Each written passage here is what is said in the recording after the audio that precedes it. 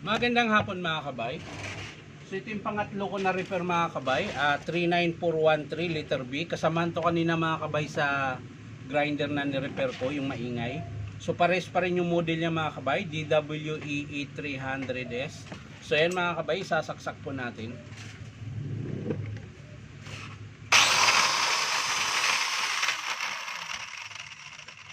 So ganun din siya mga kabay, maingay. So, diretso na kaagad nating buksan yung kanyang gear para masilip natin. So, yung spindle niya mga kabay, hindi siya alog.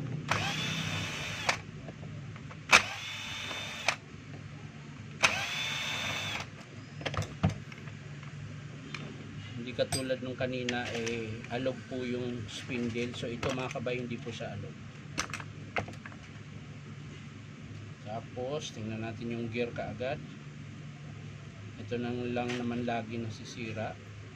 Ayan, so may tama din po yung gear niya. Ayan, oh. So, dumudulas na po ito. So, tingnan natin yung bearing sa loob, tsaka armature. Silipin na rin natin.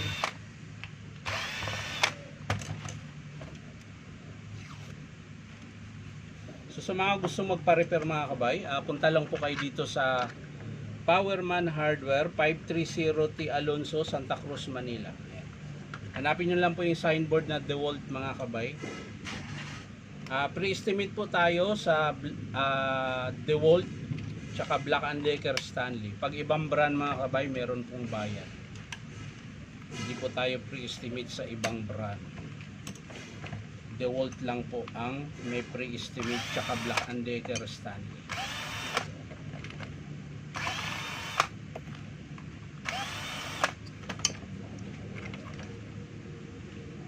Yun, no? Kaya pala maamoy na rin. So ito mga kabay, imbis na ang sira lang niya ay bearing 608, 607, idadamay ko na po yung armature dahil ang malalim na po masyado yung commutator niya.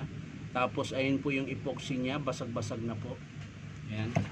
So kaya po siya medyo may maamoy, para siyang sunog dahil sumasayad po siya sa field coil. Ayan. So alugin ko yung field coil mga kabay, okay naman. So kaya lang po siya sumasayad, gawa nung sira yung bearing dito sa harap, 608. So ang estimate natin dito mga kabay ay medyo, pag in-approve ng customer ito mga kabay, medyo mahal-mahal na po ito. Ayan, mahal. Ibig sabihin malaki na po yung estimate kasi kasama na po yung armature 607, gear and pinion. Yan po.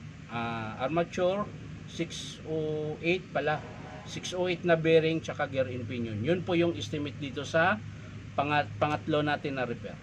So hindi ko na po ipapakita mga kabay kung paano buuin. Papakita ko na lang mga kabay kapag in-approve ng customer. So ulitin ko mga kabay, gumagana naman siya. Ang problema, maamoy po siya. Medyo amoy sunog dahil gawa po dito. Ayan. So kaya po siya, in-estimate ko yung armature, gear and pinion, tsaka 608 na bearing. Ayan, yan lang po. So yung carbon niya mga kabay, mahaba pa po. Ayan. So yan lang mga kabay, maraming salamat sa panonood at palike and share na rin po. Bye bye.